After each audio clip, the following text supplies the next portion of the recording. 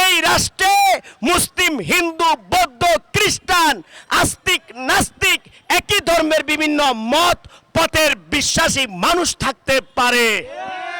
বিভিন্ন মানুষের বিভিন্ন মত, বিভিন্ন বিশ্বাস, বিভিন্ন চেতনা থাকতে পারে। যদি বিশ্বাস করেন রাষ্ট্র সবার, তাহলে আপনি যদি আপনার মতপথ নিয়ে স্বাধীনভাবে থাকতে পারেন, আমাকে কেন আমার মতপথ নিয়ে স্বাধীনভাবে চলতে দেওয়া হবে না? তাহলে বোঝা গেল স্বাধীনতা কেবল একটা প্রহসন। এই প্রহসন থেকে অবশ্যই মুক্ত হতে হবে। আমরা প্রকৃত স্বাধীনতা চাই। আমরা মত পথ বিশ্বাস নিয়ে স্বাধীনভাবে চলতে চাই। আমি যেটা সত্য মনে করি সেটা তুলে ধরব, আপনি যেটা সত্য মনে করেন সেটা তুলে ধরেন। জ্ঞানের উন্মুক্ত পরিবেশ থাকবে, যেটা সত্য সেটা মানুষ গ্রহণ করবে। এখানে প্রেসার দেওয়ার, হামলা করার, বেশি বল দিয়ে জোর করে নিজের মত অন্যর উপর চাপিয়ে দেওয়া, এটা রাষ্ট্রবিরোধী, এটা ধর্মবিরোধী, এটা জীবন বিরোধী, এটা মানবতা বিরোধী আচরণ। আমরা এই আচরণের বিরুদ্ধে তীব্র নিন্দা জানাই। প্রিয় বন্ধুরা আমার, আপনাদের উদ্দেশ্যে কিছু বিষয় বলবো। তার মধ্যে একটা বিষয় হলো প্রিয় নবীর দুনিয়াতে শুভাগমন।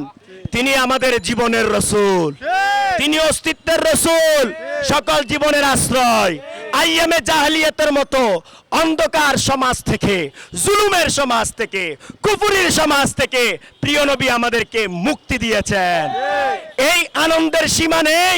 প্রিয় নবীর আগমনে আল্লাহ তাআলাকে পেয়েছি, প্রিয় নবীর আগমনে ইসলাম পেয়েছি, প্রিয় নবীর আগমনে কোরআন পেয়েছি, প্রিয় নবীর আগমনে রহমত পেয়েছি, প্রিয় নবীর আগমনে নাজাত পেয়েছি, প্রিয় নবীর আগমনে জান্নাত পেয়েছি, প্রিয় নবীর আগমনে অধিকার পেয়েছি, প্রিয় নবীর আগমনে স্বাধীনতা পেয়েছি, প্রিয় নবীর আগমনে সকল মানুষের অধিকার ফিরে এসেছে, প্রিয় নবীর আগমনে মানবতার সমাজ, মানবতার রাষ্ট্র, মানবতার বিশ্ব প্রতিষ্ঠিত হয়েছে।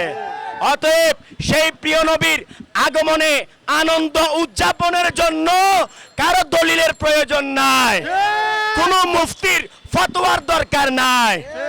আমরা জুমার দিনও আনন্দ উদযাপন করি, আমরা আরফাতের দিনও আনন্দ উদযাপন করি, আমরা রেজাল্ট ভালো হলে আনন্দ উদযাপন করি, চাকরি পেলে আনন্দ উদযাপন করি, সন্তান হলে আনন্দ উদযাপন করি, বিয়ে শাদীতে আনন্দ উদযাপন করি। এত আনন্দ, এত ঈদ, মোল্লাদের মুফতিদের কোনো ফতোয়া নাই। যখন প্রিয় নবীর প্রেমে আনন্দ উদযাপন করি সেখানে ফতোয়া দেয়। তাহলে বোঝা গেল এই ধরনের শয়তান মোল্লা, এরা প্রিয় নবীর দুশমন, এরা আল্লাহর দুশমন।